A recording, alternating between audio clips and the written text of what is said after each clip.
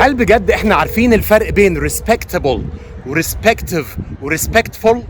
ما تيجوا نشوف على رواق كده على السبورة. الثلاث كلمات دول عندنا respect يعني يحترم، عندنا respectful محترم لغيره، respectable ده أساسا محترم.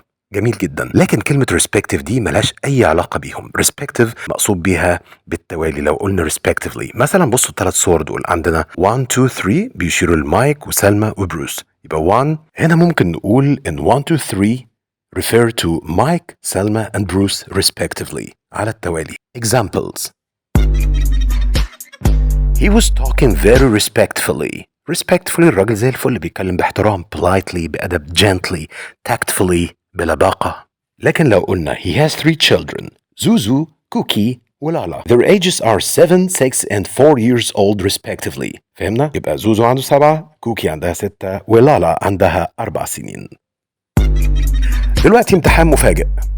He respects everyone. He always behaves. يا ترى respectively ولا respectfully؟ احكوا لي.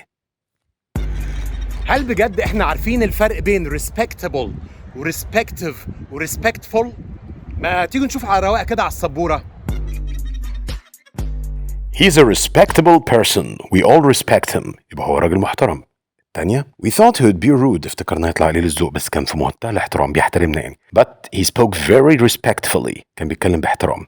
respectively بقى اللي هي شبههم بس مش نفس المعنى. The car rental and the hotel room cost $100 and $80 respectively. فاهمين؟ يبقى تأجير العربية $100 والهوتيل روم $80.